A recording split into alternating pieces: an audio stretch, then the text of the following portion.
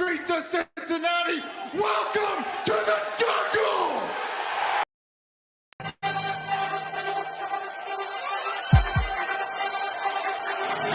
Let's go. Stripes, stripes, stripes, stripes, stripes, stripes, yeah. Stripes, stripes, stripes, yeah. Stripes, stripes, stripes, yeah. Orange in the day, black in the night. Stripes in our veins, sparks gonna fly. The beast is awake, orange, black and white. Cause when the jungle come alive, who day we ignite and stripes.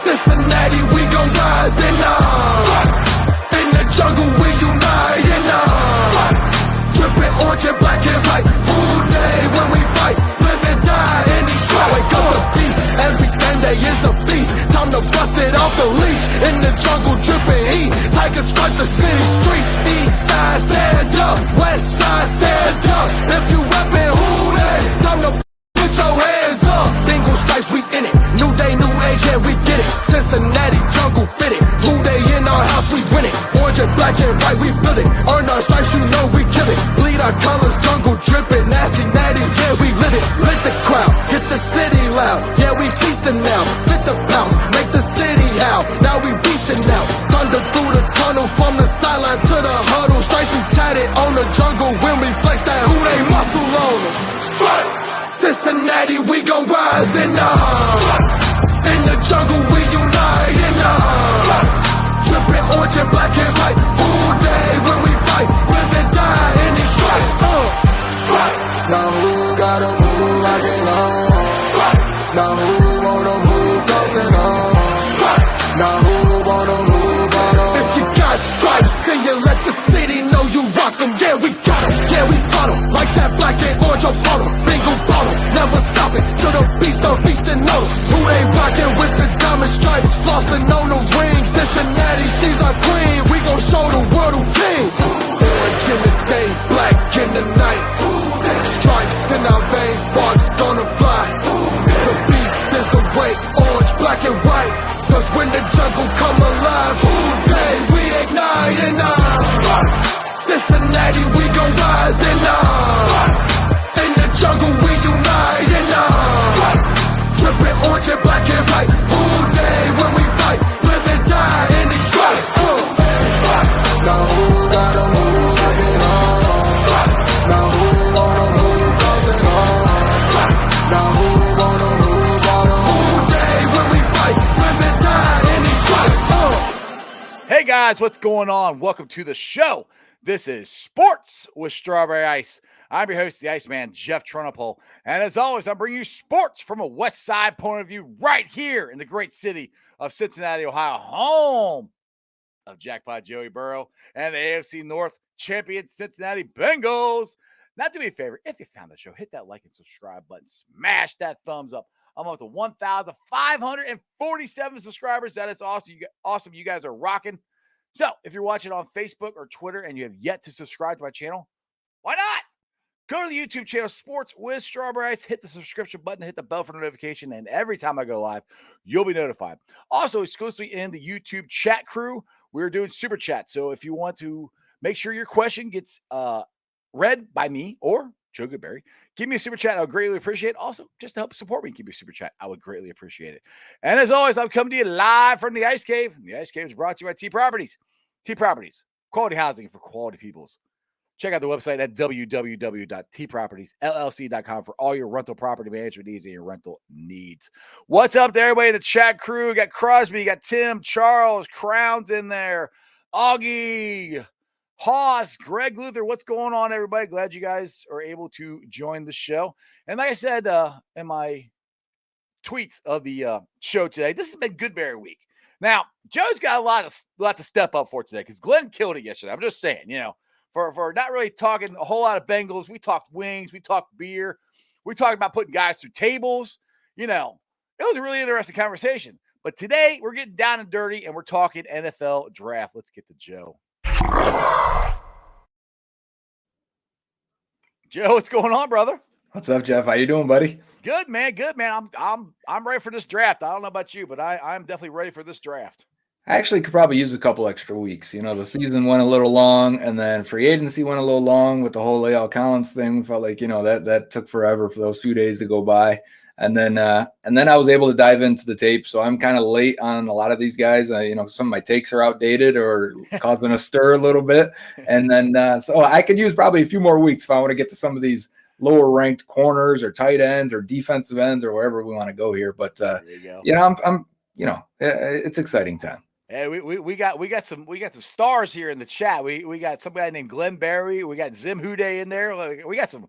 You get on the show. You bring out the big guns when you jump on the show, Joe. Oh, I don't know about all that. Zim's the big gun out there. I see him. And then my brother already showed me up yesterday, coming in, being all cool and calm like he does this all the time. Exactly. Like I said, he killed it.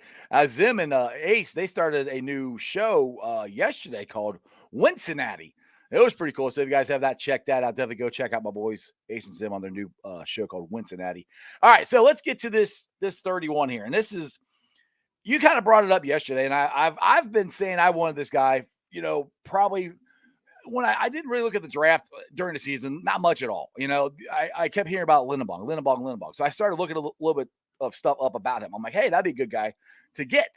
And then we fixed the offensive line. We got Lyle, we got Kapka, we got Karras. So I'm like, I don't know if he's going to be there. Now we've come out with all these different mock drafts that Linderbaum could be there. There's a very good chance he could be there. And I did a poll on my YouTube channel today, which I am very surprised at the results. I got 49 votes here. And I said, what do you think the Bengals' biggest need is? And I put cornerback or center. I got 98% cornerback, and I got 2% center. I think the 2% was you. It wasn't me voting on that, but it's probably the way you phrased it, being corner or center. If you'd have said left guard, because I did the same thing, it still went way corner. I think 68% or something said corner. So I'm with you. So kind of surprised at how many people put that as need number one right now. Dude, I am with Zim here. I want Linderbaum all day long. If you get him at center, you have all 5 of our offensive linemen are legit offensive linemen. Or legit is fixed. And everybody's killing me with this. Well, Ted Karras is a center. People, Ted Karras played guard more than he's played center. He played guard last year, if I'm not mistaken. He played it, I think 2 years? Is that what he's actually played center at?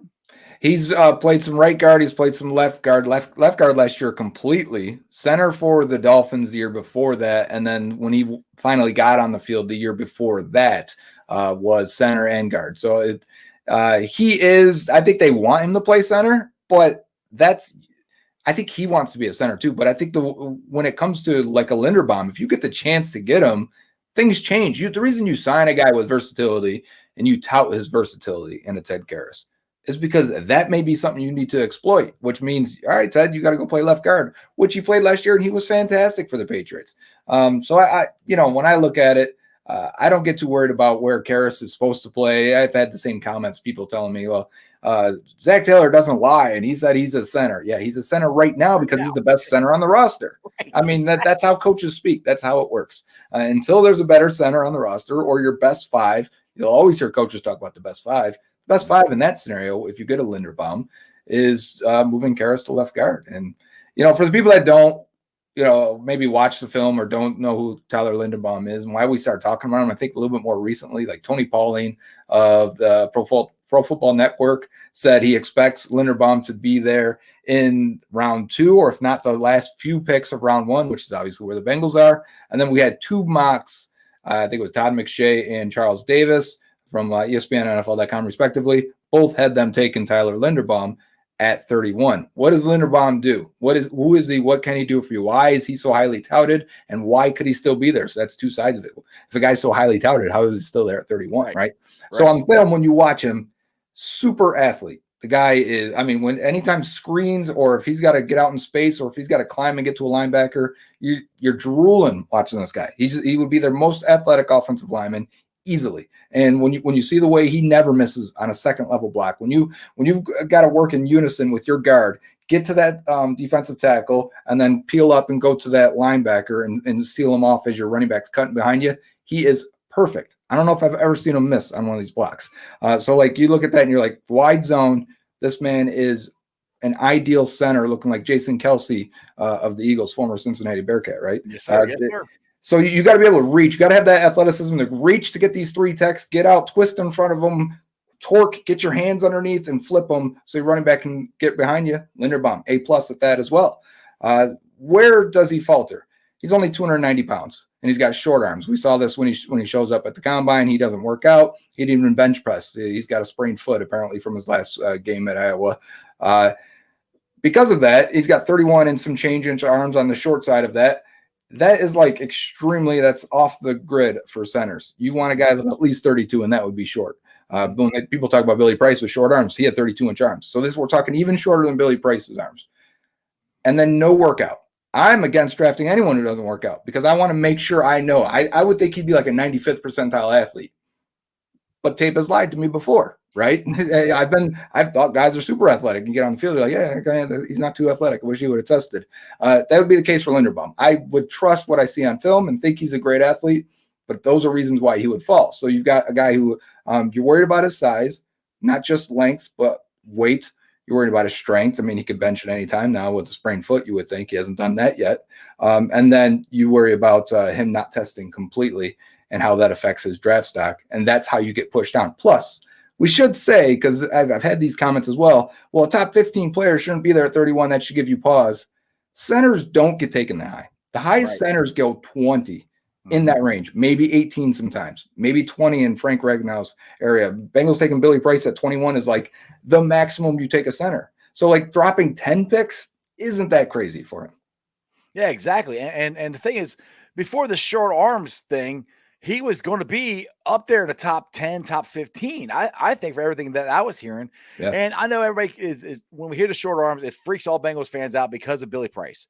But like I said, I watched the tape on him, and I'm not as big of a giraffe guy as like you. I don't watch as much tape as you do, but there's certain guys I'll watch stuff on and that I really like. So I definitely want to watch it. And from what I've seen him, he's a beast. And the Bengals with the Bengals zone blocking scheme, that fits him perfect. Yeah. So that's where I'm just like, if he's there, I'm taking him because all we heard about last year is protect Joe, protect Joe, protect Joe. Well, you got a chance to totally protect him. Why wouldn't you want to do it? And give him a center he can grow with. Ted Karras is 29 years old. Right. You'd give him a guy that, here, this is going to be your guy. We see a lot of quarterbacks with their center for like 5-10 years. Mm-hmm. You kind of want that. I'm envious of that. If you want to clean up protections and communication up front, you have the same two guys calling it with quarterback and center for a long time. That would go a long way, I think, in cleaning up a lot of these sacks and miscommunications. But that also is another reason you bring up how good of a fit he would be with the Bengals in that zone blocking scheme is also why he wouldn't fit every team. Right. Because a lot of centers you see that come in the league, they're like, teams are like, okay, we'll play him at guard the first year, get him acclimated, then move him to center before he makes the calls. They did with Frank Ragnow in Detroit. It's one of the things I think the Bengals messed up with Billy Price was putting him right at center. Linderbaum is a center only because of the size. You really can't put that guy at guard at that size with that length. So when you see that's going to probably rub some teams the wrong way. They're probably not going to want to spend that high of a pick on a guy that can only play one position. And then being zone blocking specific, which I think he is, probably will also burn some teams. Yeah, exactly. And the thing is, I know people keep talking about cornerback and which I think is a need as well. So let's say Linderbaum isn't there. To me, if he's there, I think the Bengals are taking him. If he's not there, I think they're going to take a cornerback. And that brings me to Elam. And I've had guys on here who they love him where they wouldn't draft him until the third round. Where are you at on Elam? He's the most controversial cornerback I've had discussions about. Yeah, I like Elam, but I think as the farther I go into this deeper into the corner list, watching these guys, I might like the parts more than the whole with Elam, and the reason is because you like his size, you like his athleticism, I like his ball skills. I like when he turns and runs, has his back to the ball, no panic, and reaches up and makes a play on the ball. I'm like, oh yeah, that's real good. And then you see some other times where I'm like, okay, why are you grabbing this dude? Like, why they press him a bunch as much as any corner, I feel like, in college football. And that kind of carries throughout the entire route where he wants hands on guys and he's going to keep, tugging, pulling, getting to the top routes. I think out routes, comeback routes, hitches and digs. He's just got his hands all over these guys. I think it's 7 penalties in 10 games.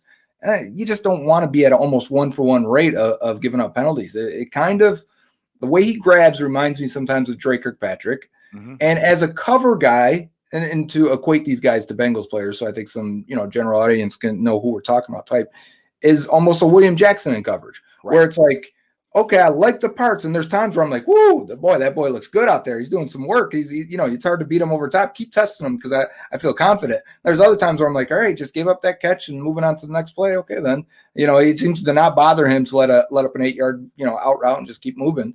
I like him, and I like the parts. I do think there's some development there, maybe some maturity still to go, and maybe they can turn him into a better player. But I do think he's a press man corner where we talk about fit for the Bengals. Bengals played a lot of zone, right? And they played a lot of off zone. And I think, if you're taking Elam, he maybe enhances your scheme where you can do more man coverage, or they may not like him and say, we may be rather an Andrew Booth, or we may be rather a Kyler Gordon. Now that brings you to the Booth. That's the other one I've heard a lot about is Booth. Is where are you comparing him to Elam? Which, if you had your choice, I said those two are sitting there. Which one would you take? I would probably take Elam. Both guys, I feel similarly on tape where I like the parts. With Booth, he didn't play a lot last year because of the Clemson and that conference not playing much in the COVID year. So he really got this last year of tape on him. I think he's a strong physical corner, or a guy that's not afraid to come up and hit. He'll take a receiver that's in front of him and block him right into the running back that's going into the flats. He just goes through guys, and I like his aggressive play style. I do think that leads at times to being over aggressive in his coverages, maybe carrying a guy a little bit too long in zone, and also missing tackles. I think at times he lifts his feet and drops his eyes a little bit too much. Super willing tackler. Like, he's not afraid to get in there and be physical. This guy's rocked up, yoked up. He's ready to get in there. But he also misses a lot. And when I was entering the PFF data today into my spreadsheet, and Jake Lisco and I, we combine and make a spreadsheet to try and balance how we feel about these players. The data wasn't kind. I think he was missing 29% of his tackles at PFF. Right. That's 1 out of 3, basically, you're missing. Right. I think he had 35 tackles and 11 misses, which that's not great, for a guy that's physical. And I think is a good player against the run, or at least in the physical portions of being a defensive back. He was definitely good at that. I had concerns with his long speed and overall athleticism. I think he would have been an okay athlete and maybe a slightly above athlete. He never tested. So the same logic I used for Linderbaum, where it kind of scares me away, I thought Linderbaum was an elite athlete on tape. Okay. From my history, it looks like guys that don't test, I did a whole study on this as well, your chances of finding a Pro Bowler on a guy that doesn't test are about 25% chance. If you take a guy that's an elite athlete in the first round, this is just first round. If you take a guy that's an elite athlete, like a relative athletic score of an 8+, you have a 47% chance to draft a Pro Bowler. So if you're going to draft a guy that doesn't test, a guy like a Linderbaum and a Booth, the difference I'm finding in that 25% are, do they look like an elite athlete on tape? Guys like a Nick Bosa, or if they have a bad production score, or guys that don't test, like who was the it's going to nag me now because I just saw his name. A recent high draft pick, a defensive end, didn't test at all, but you're like, for Oregon. No, not this year. Last year. And I'm trying to remember who it was, but it doesn't matter. Point is that there's a bunch of these guys that when you watch him on tape, you're like, oh yeah, he's an elite athlete, but he's not going to test because he knows he's a top 10 pick. Right. So like those guys tend to work out still.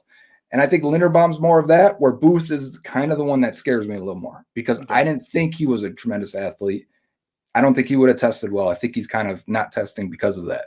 Whereas Linderbaum is saying he has an injury, so who really knows? So I actually would probably take Elam over that. I think Booth might be a better fit than Elam. I think Elam could make your scheme a little bit more dynamic and allow you to do a little bit different. I think his upside may be a little bit higher. But to be honest, I like Kyler Gordon from Washington better than both of them. There you go. But the thing is, I guess the point is, if Linderbaum is there, you're taking him, right? Oh, for sure. He's going to end up, even without the grade for athletic testing, he's probably going to end up a top 20 guy. We got Greg Luther there asking a question, who would I compare Linderbaum to? I think it is Jason Kelce for the Eagles. And it's funny, too, because you got to look at that and how the Eagles play with Kelce, is they don't let him go one-on-one with big nose tackles that can move. They're like, nah, you're too small. We're not going to let you wreck our offense. They'll actually let the guards help the center. And a lot of time when you watch football, it's the center helping the guards. The Eagles have made a career and said, listen, we're not going to We're not going to mess you up out there, Kelsey. We're going to let the guards help you on these guys if we can, because defenses want to attack your weakness, right? So they know Kelsey's not a big dude. We're going to send guys right at him. We're going to put a guy right over him. But in the run game, he's fantastic. In the same way I feel about Linderbaum. Linderbaum's fantastic in the run game. If he gets left one-on-one against a big dude, he can get pushed back. He's got a great anchor otherwise, So that's why we got Kapka and Karras on the sides of them. Exactly. And yes, exactly. You'd have great guards next to Linderbaum where it wouldn't be an issue, especially with how smart Karras is. And the reason he won his starting job with the Patriots is because of communication. So if you try and bring extra stuff, or if he needs help, he's going to be able to help Linderbaum. So it would be such a low concern for me in terms of that. And the guy who would really benefit the most is Joe Mixon in the run game, because how good Linderbaum is at getting to the second level and eliminating linebackers. The Bengals would just be so much more dynamic. Yeah, I'm just so sold on Linderbaum. I hope he drops. I'm praying he drops. That would be awesome. Now I want to get as you know, I'm a Bearcat fan here, so I want to get to some of my Bearcats here. But let's get the Crip here. He says, Joe, do you see Alec Pierce as being a Bengal to replace Boyd after this year in the draft, maybe in the third round? I do not. I think Alec Pierce is an outside vertical wide receiver. I don't see him being a slot, quick twitch type guy. Not that you have to be in the slot. Boyd isn't the quickest dude. He runs really great routes. Got great hands. Excuse me. And he catches very well in contested situations. Boyd does. Pierce has really good body control, really good ball tracking, great hands. In terms of 50-50 balls, you throw it up to him, I feel pretty confident he's going to come down with it. And he can stretch the field. His agility numbers weren't great, which I think lends to what I'm seeing on tape in terms of his in and out of breaks and short area quickness, which is, I think the Bengals will look for a receiver, but of that type. Maybe it's a guy that can help as a punt returner. Maybe it's a slot guy that can be a gadget type. You can do like end arounds with him, reverses, screens, whatever the case may be there. You can get a little creative. But he could also, this hypothetical 4th, 5th round, 6th round guy that they draft, could potentially replace Tyler Boyd in the slot in 2 years or so, because Boyd, after this contract is done with the Bengals. Yeah, absolutely. It just has to be what it is. Especially the way the wide receiver market is just going freaking crazy. I mean, Stephon, I did a little video earlier today. Stephon Diggs signed a $64 million contract extension. You got him, then you got Hill in Miami, and all these other huge contracts that are going on. And it kind of brings me off topic, off the draft a little bit here. It's just something that I have in my head. Is before, like around Super Bowl time, I was like, in a couple years, there's no problem. We're going to be able to sign T. Higgins and Jamar Chase. Now I'm kind of thinking, I don't know if they can sign both of them, because, I mean, there's no – to me, if they're looking for these kind of contract, and you also got Joe Burrow, who they're going to re-sign, Jesse Bates getting his long-term contract might be out the window. Tyler Boyd, they're not re-signing him. Joe Mixon, they're not re-signing him after their contracts are up. I'm kind of more concerned if they can afford both of them in the next couple of years, being T. Higgins and Jamar Chase. It sucks we even have to look that far, right? Because you should be maximizing this next 2 years. Right. Like, you should be worried about this only. Like, this window is never going to be wider than it is right now. The window will be open as long as you have Joe Burrow, because you have an elite quarterback and you feel good about it. As long as you can, don't completely fall off drafting and signing guys, you should be fine.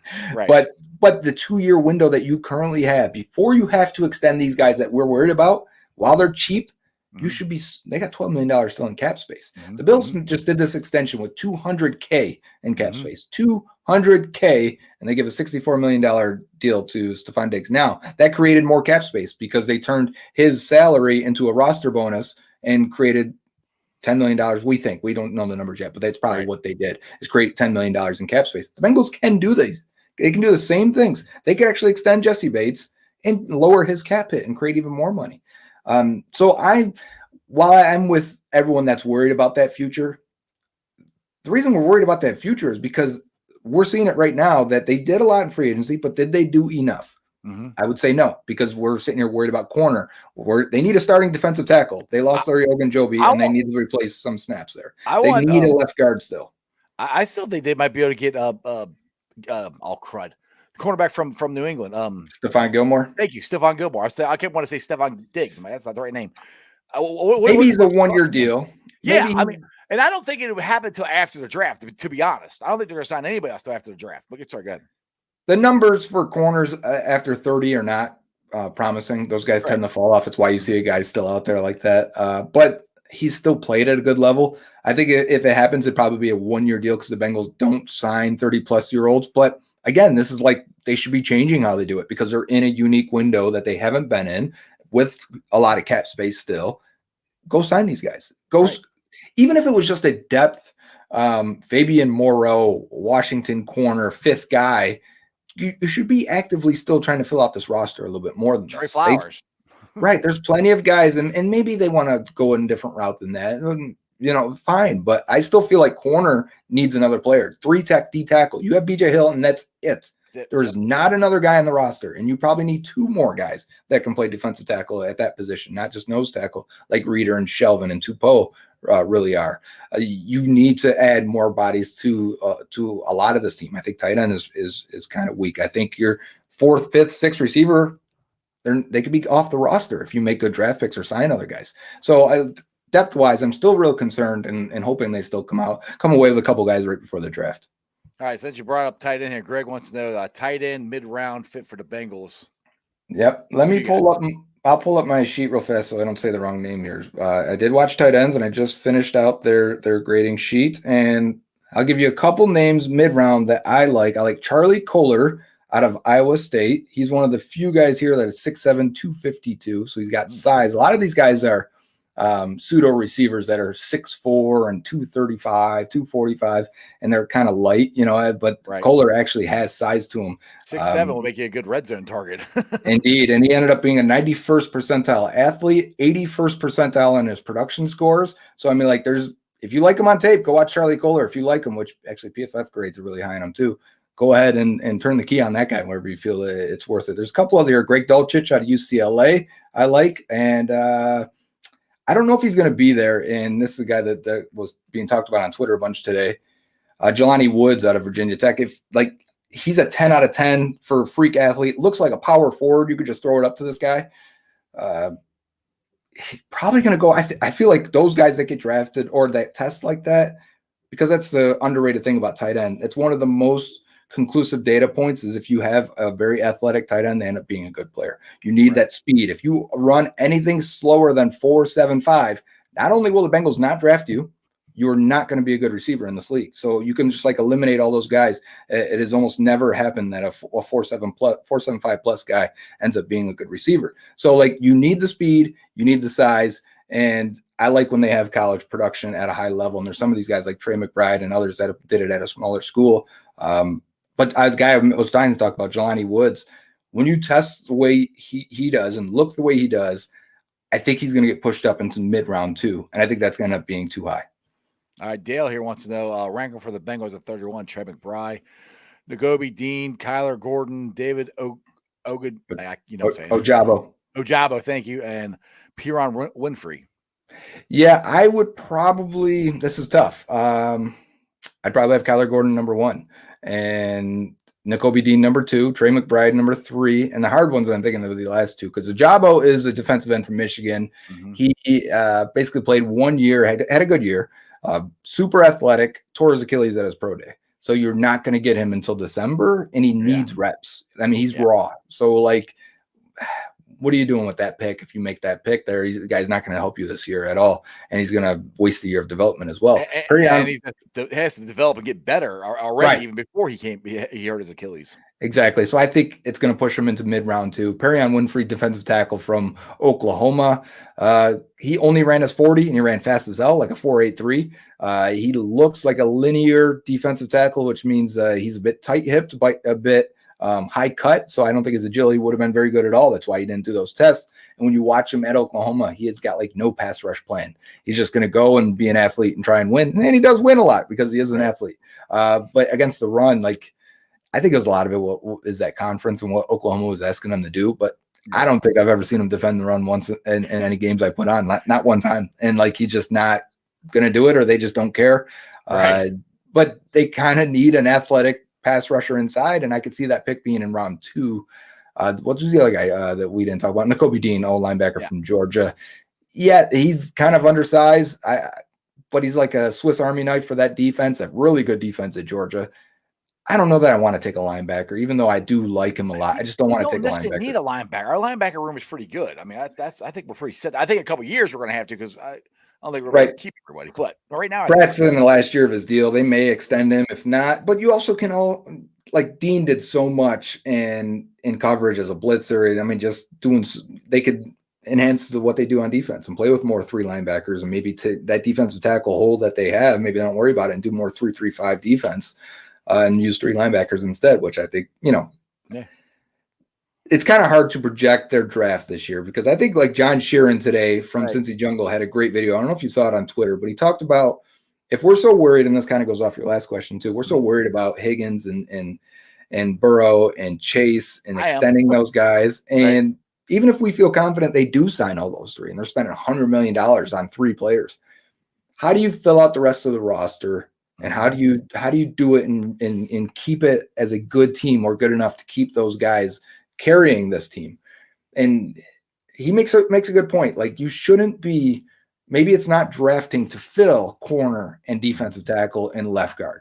Maybe it's drafting to replace Jesse Bates. Right. Maybe it's drafting to replace Pratt or Logan Wilson because you don't want to, you're not going to extend those guys.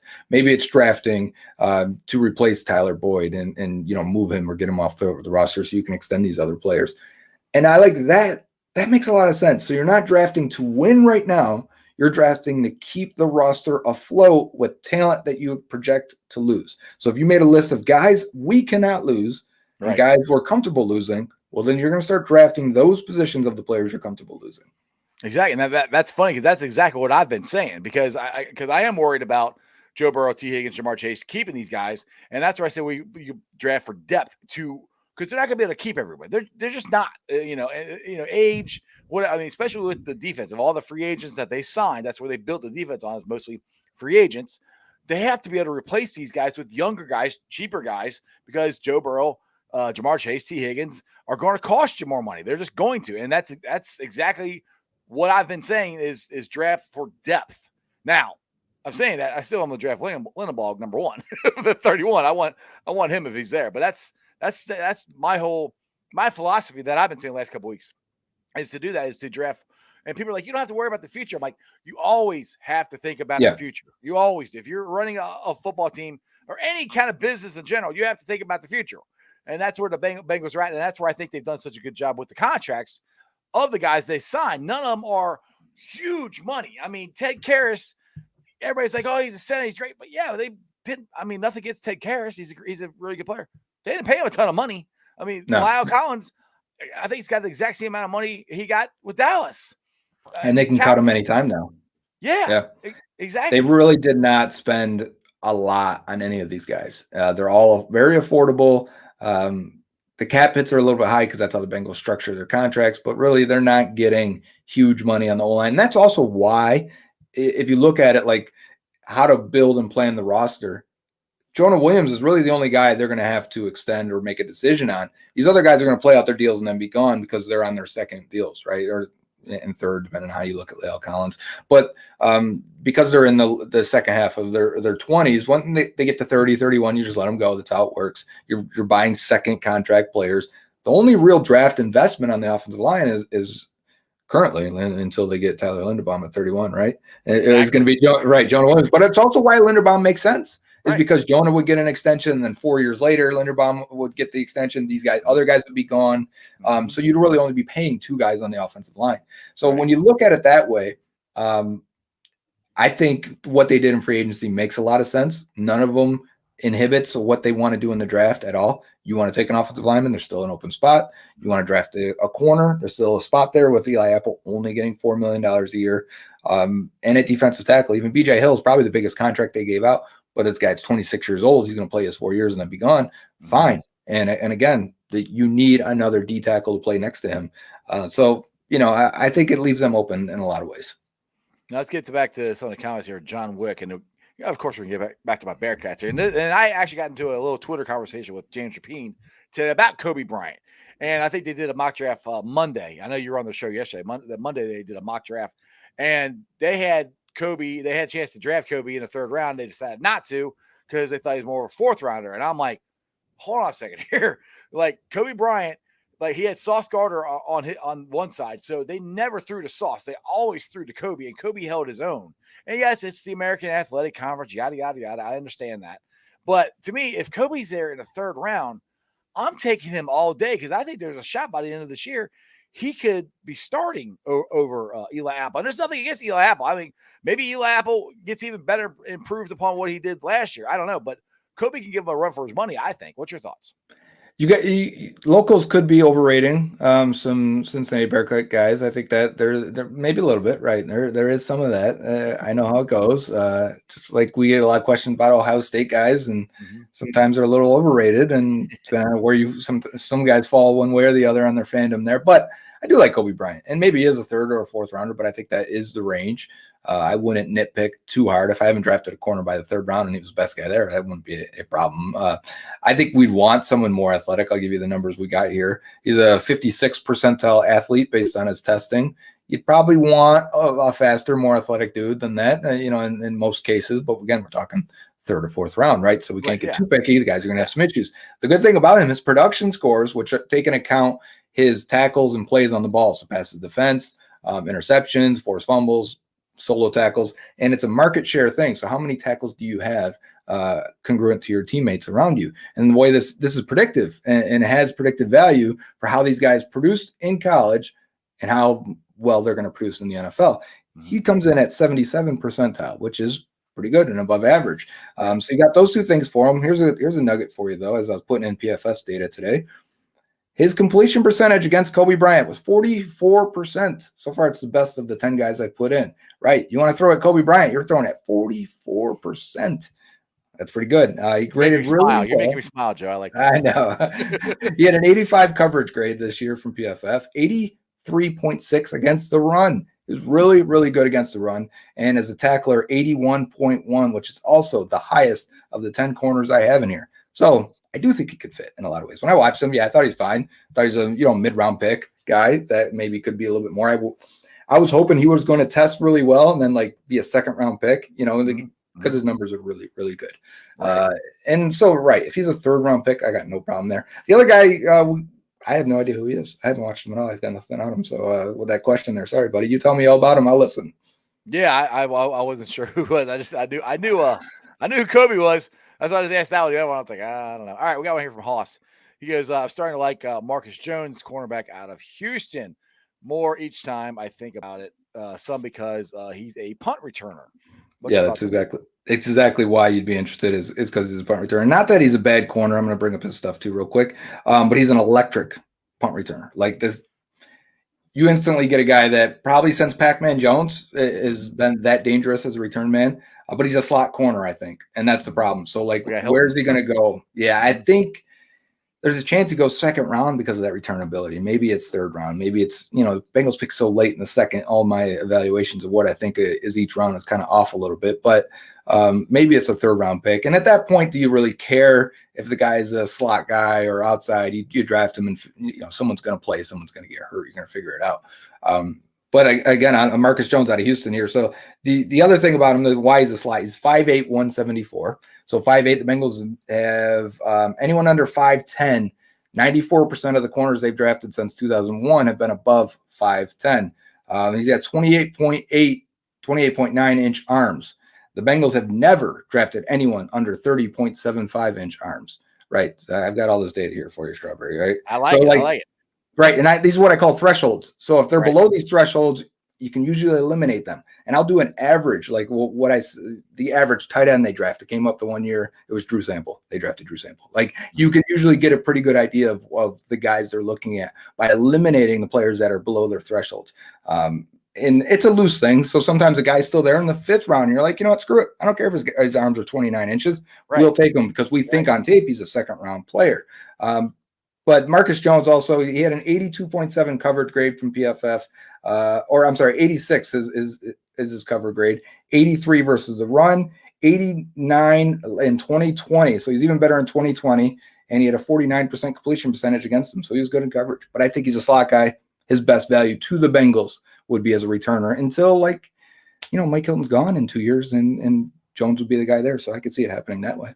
Right. Now this is another thing that I've brought up, and I watch tape. Like I said, I don't watch a lot of tape, but I watched tape, and it was on a punter. And this is going to be, if Jake Lisco is watching, which I know Jake loves talking about drafting punters and kickers and everything. But Matt Ariza the punter out of San Diego State. I've done multiple mock drafts here, and he's usually there in the 5th or 6th round. Mhm. To me, when you have a guy who can punt the ball and his heels are on the end zone and he can punt it to the 5-yard line, that's a guy you take a chance on. That's a game changer. I know people tell me we got Christian Ponder or Drew Chrisman. You're close Like, though. Christian Ponder, yeah. yeah, where I'm wrong. Drew Christian. We got him. Too many names going in my head sometimes. We got Drew Christian, which there's nothing wrong with him. I think he's gonna be a fine punter. But when you have a chance to get a kid like this, it's kind of like drafting Evan McPherson. Right. And I know Evan McPherson, they drafted him more because they traded back and had more picks, so they were more comfortable taking him. And if they trade back, which who knows, they might. The Bengals trade back a lot. This could happen. But what's your thoughts on drafting Ariza in the 5th or 6th round? Yeah, the thing for people that maybe haven't watched a punter from Arizona State, or it wasn't Arizona State, what's the school? San Diego State? Yeah. Which you probably haven't watched him unless he makes highlight reels and they come across your Twitter feed, which he does. I mean, he's probably got the freakiest leg I have ever seen in my life. And the guy was a field goal kicker as well and kicked 50-yarders for them. But that's also the negative, is he doesn't have a lot of experience holding, which I think the Bengals will value with it because how much they value Evan McPherson and really how much they value Huber. I think that's a big part of people are like, well, Huber's getting, kind of shoddy there at the end of his career. And I'm like, yeah, but he also is the guy holding for all those great Evan McPherson kicks. They may have a good chemistry. But I do want to talk about the idea of getting a punter like that. I think he's so freaky, he could end up being a 3rd-round pick, and that'd be too rich for the Bengals. I don't think they would be interested in it. Right. But I think some team could, because they may see him as a dual punter kicker. Not that that's ever really worked out, but he might even have value as a developmental kicker for some teams. So, and he tackles people too. He does tackle people too, which I don't want that. I don't want to do that in the NFL. Like, you just stay back there and kick the ball. That means 10 other guys failed on that play. But exactly. What I wanted to say is the advantage you would get from having a punter like that. Think about this. The few times the Bengals actually have to punt the ball, because they're going to score every drive. We know this. They're going to put 40 up, I think. Oh, yeah, every time. Right. Go ahead. What are you talking about? So point is, the few times they do have to punt, think about flipping the field for a minute. And coaches talk about this all the time, and I don't even believe the flipping field thing. I don't give a shit. I think you throw a bomb to T. Higgins or Chase, and next thing you know, the field's flipped. Okay, right. And that's how you flip the field in today's NFL. Whether that's for your team or against your team, Tyreek Hill 60 yards later, and the field's flipped. Right.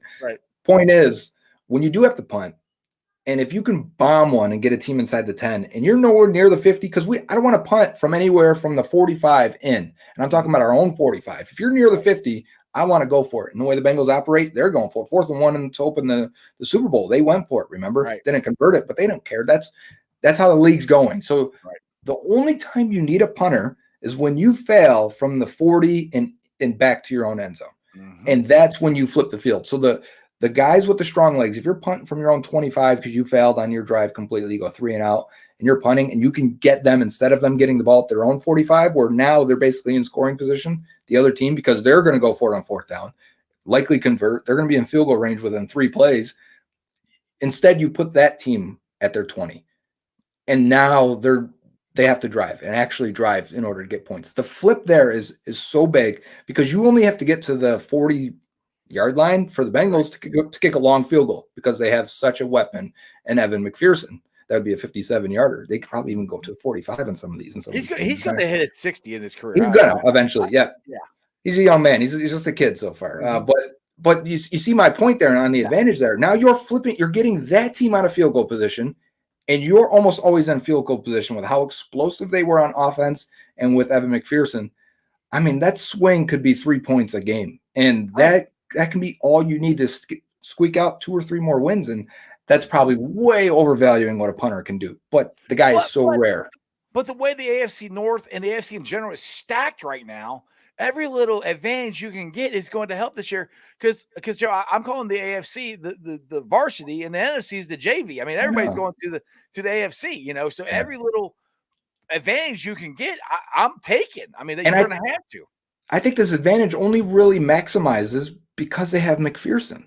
Right. You know what I'm saying? Like because you almost always are ready to kick a field goal with McPherson off of one big play, and if you don't, you're going to take the other team out of field goal range. So, like that is so huge. It's going to make a difference, and he's valued more to me for the Bengals because of McPherson. Whereas I think for another team that maybe doesn't have a strong, like if you got Randy Bullock and the Titans and they draft Ariza, I'm just like, okay, I'm gonna watch him punt the ball. Great. Exactly. Now I brought it up a little bit here. Let's get to the Bengals offense. And I know last year you, me, and Zim were all on the same page that we thought the Bengals could average about 40 points. Now, people on my show kept asking, like, when's this going to happen? Why can't we ever get consistent?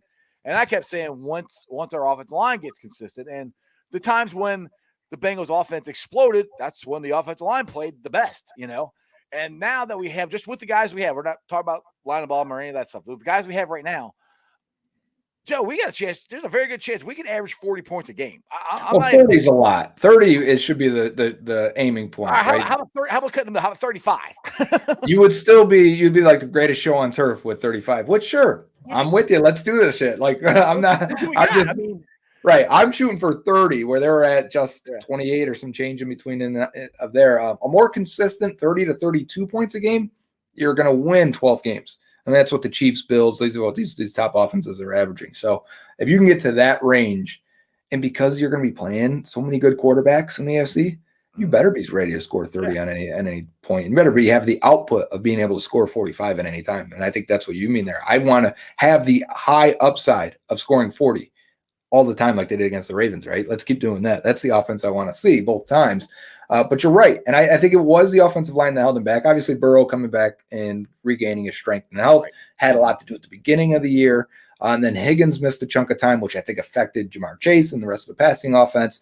So then, once everyone was healthy, you saw the output was higher up. Then the year got cold and, bad weather happens and things happen. But you're right. The other good thing, too, is when it gets cold and you can't throw the ball as much, with having the offensive line, I don't know, Joe Mixon will have some holes to run through. I mean, Joe, he could actually make a cut, his first cut, beyond the offensive line. That'd be the first time in his Bengal career. And that could consistently happen. He can run to the right. He can run to the left. He can run to the center.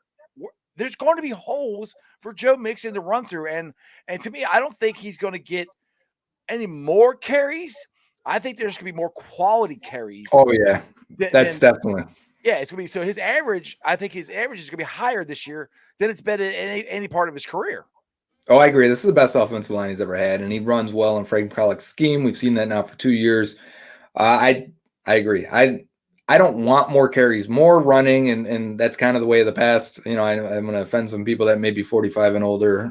Sling it, baby. Sling it. But you just don't win like that anymore. You can control games. You can close out games. It is still a valued member of the offense, still a valued finger on the hand, but it is not the driving force of scoring points and winning games anymore. And because of it, I don't want to see them running more because they can. Like it felt like last year, they're like, okay, we can't run. We'll just throw it. Let Joe sling it, right? Because they get in those moments where it's like, well, nothing's happening here. Right. We're running into a brick wall. All right, Joe, beat the Niners finally in the second half, and they come right back.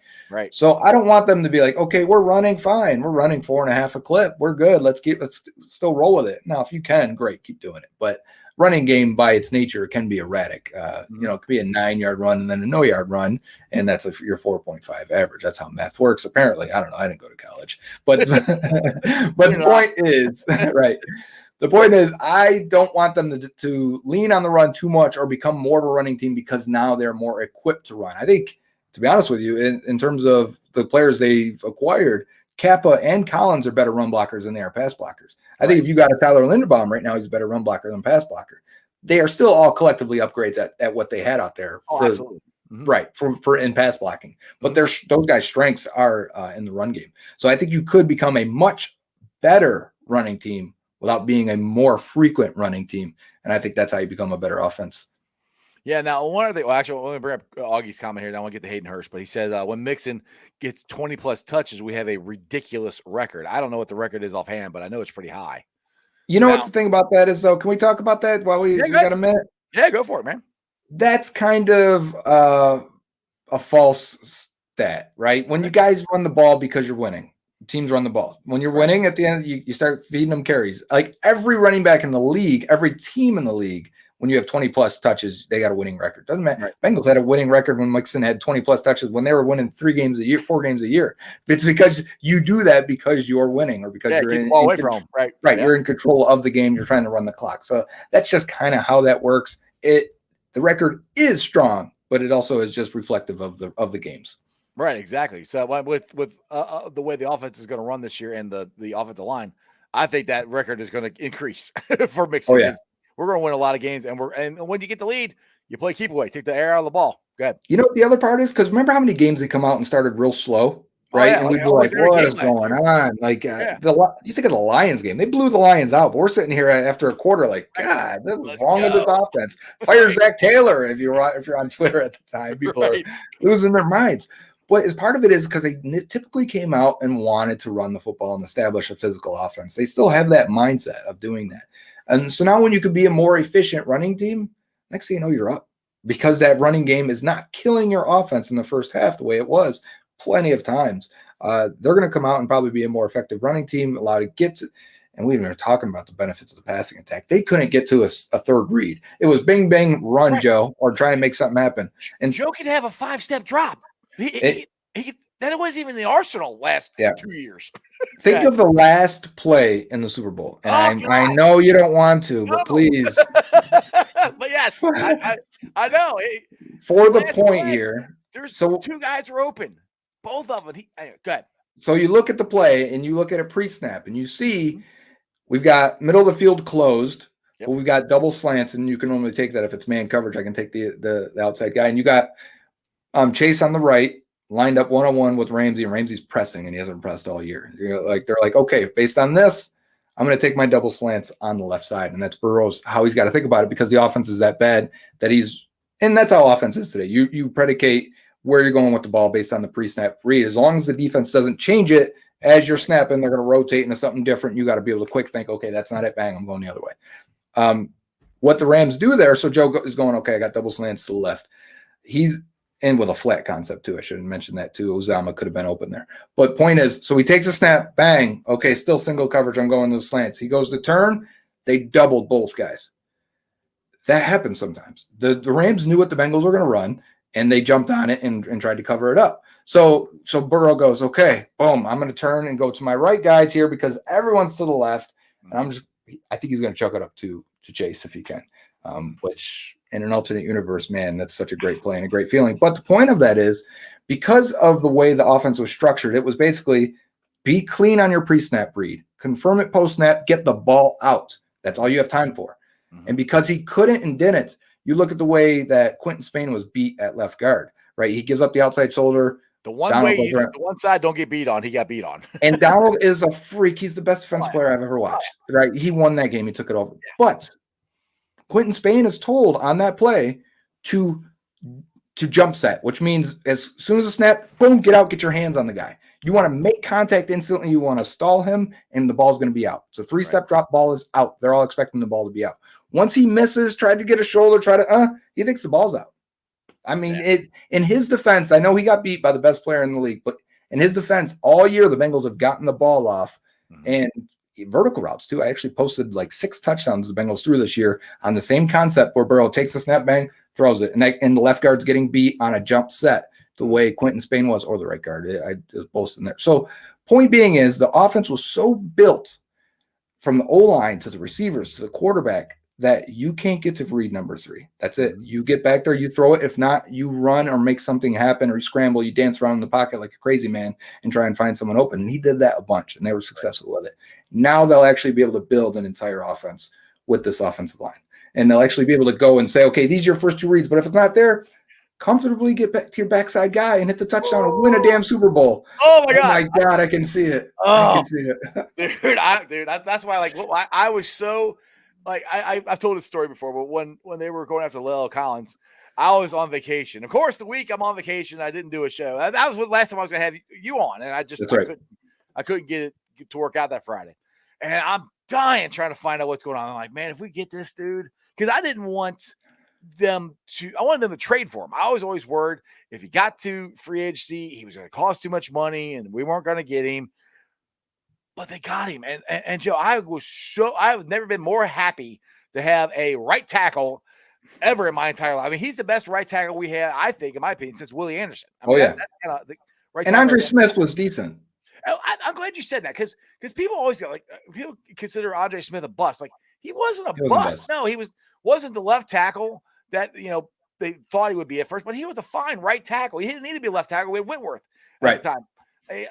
I think he gets a bad rap. I mean, some people tell me he's the Bobby Hart. I'm like, he's nowhere close to Bobby Hart. And he played 10 years in the league. In fact, I think he might have still been on a roster last year at camp or in the beginning of the season, which would make it 11 years.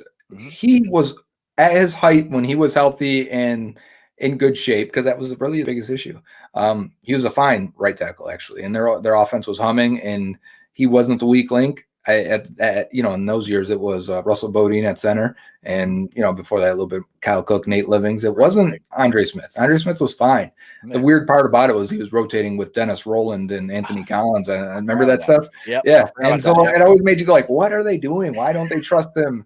Right. And it was more of I think trying a shot to get him to make sure he stayed motivated. But Andre Smith was fine, and the problem is he was the 6th pick, but if you go back and look at that draft, it was a weak draft, so the Bengals made the decision to take a guy they thought would be at least a starter. Right. Which, I mean, they got it right. He was a starter for us, and then because he left and came back, if I remember right, for one last year with the Bengals. He did, yeah, because remember Cordy Glenn got hurt, or was that the time he didn't show up? Either way, he ended up playing left tackle for them, which he never played left tackle, and he held his own a little bit. So no ill will towards Andre Smith. No, I think Andre Smith had a very, very good career. Real quick, one more thing. I've been trying to get to this, and then I'll let you get out of here. We've been almost on an hour, so I appreciate you. But the other thing I think about the offense is where we improved upon, and I'm prefacing this. I love CJ Uzomah.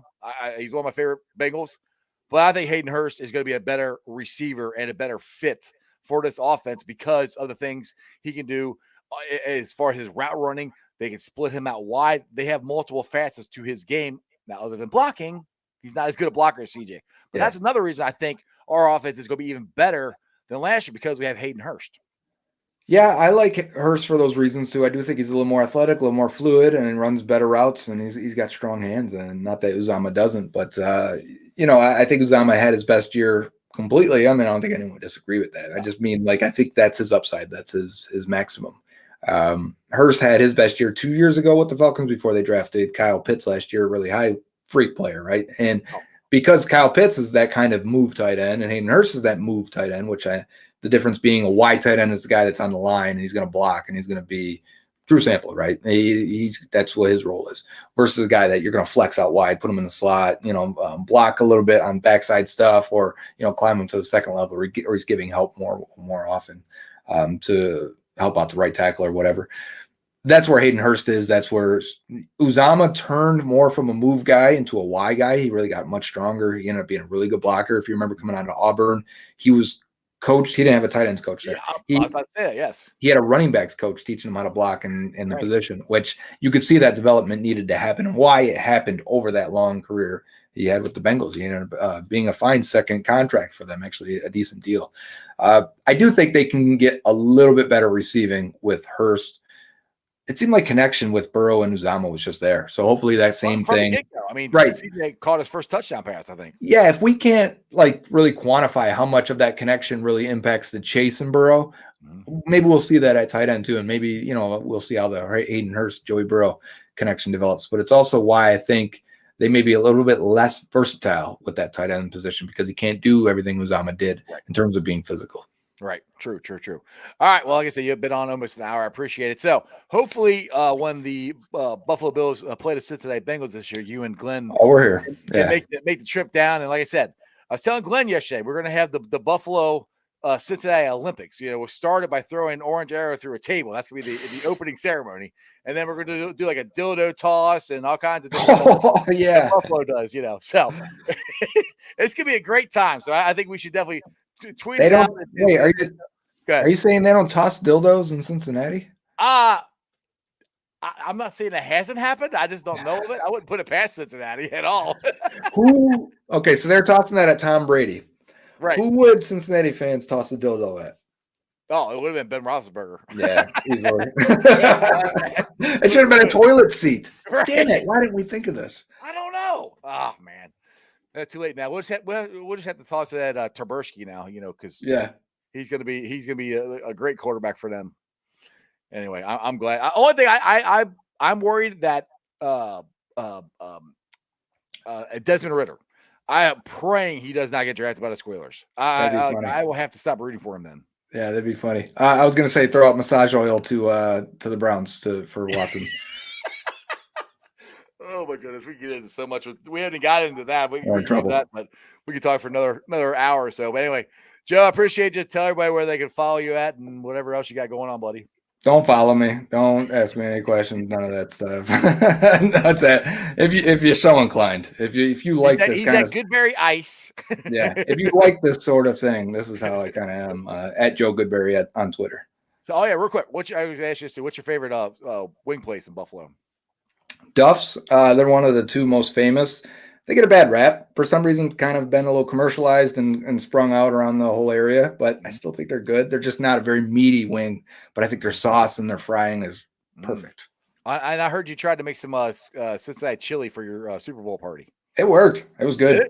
Yeah. I've never had authentic Cincinnati chili, so I don't know the difference. I know. Glenn said that too. I said, dude, next time you guys coming down, I'm hooking you up. I'll bring some Skyline or us three will go out to Skyline or something, and you can actually try to see if you actually like it. My neighbor brought over a care package. She came over to watch Super Bowl, and it was it had Skyline, a can of Skyline. It had a bunch of Rheingeist breweries and things like that. So I did try that Skyline chili in a can, and it was all right. So I'll try it. There you go. It's basically the same thing. All right. Well, Joe, I appreciate it, man. And as always, we're gonna do. I'm gonna bug you. We're gonna do this again when we get closer to the season. Yes, sir, Jeff. Take care, man. All right, buddy. Who day? Who day? All right, guys. I hope you enjoy that. Like I said, this has been Goodberry week. I had Glenn yesterday. I had Joe on today. We got the big shoes to fill tomorrow for tomorrow's guest, which I gotta look here. Let me see who is my guest for tomorrow. Now I'm doing this. It is Evan McPhillips. Not Evan McPherson, Evan McPhillips. So Evan, if you're watching, got some big shoes to fill. Now, Evan is a great follow on Twitter. Make sure you guys check him out too. Check out the Goodberries and all that cool stuff. And who knows? Maybe we'll have the Buffalo Cincinnati Olympics here when the Bills play the Bengals. We'll find out. Is it football season yet? Man, I miss football. Okay, let's get to the Facebook groups that let me live stream. And I appreciate every single one of you guys. We got Who Day Nation, Who Day Legion, Cincinnati Reds, riding third, heading for home, Bearcat Country, Bearcat Ruckus, the Ohio State Bucknuts, the Ice Bar, and then you can follow me on all my social media platforms, all under Sports with Strawberry Ice. I'm on Twitter, Facebook, Instagram, TikTok. Twitter handle is at Jeff A. Trinipole. TikTok is at Iceman90. I'll be pulling off the sound later on tonight, putting on the podcast. It'll be on BeanPod, Apple, iTunes, Spotify, Google, Stitcher Play, pretty much wherever you get your podcast. Please make sure you rate, like, and review. Give me a 5-star review. I would greatly appreciate it. Leave a comment so more Cincinnati fans can find my podcast. YouTubers, we're at 1,547 subscribers. That is awesome. As always, I appreciate every single one of you guys. And like I said, if you're watching on Facebook, if you're watching on Twitter, and you haven't subscribed to my channel, and you enjoy what I'm doing, and you enjoy watching my show, go to the YouTube channel. Please hit the subscription button. It costs you nothing. It just helps me out. And hit the bell for notification. Every time I go live, you'll be notified. Other than that, you guys have a great day. Irma, you say you missed it. You can watch. The best thing about YouTube is you can rewind it and watch it back. So check it out again. I'll see you guys tomorrow. And that's just sports, baby.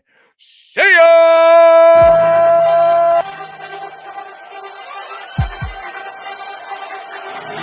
Let's go. Stripes, stripes, stripes, stripes, stripes, stripes, stripes, stripes, stripes, stripes, stripes. Orange in the day, black in the night. Stripes in our veins, sparks gonna fly.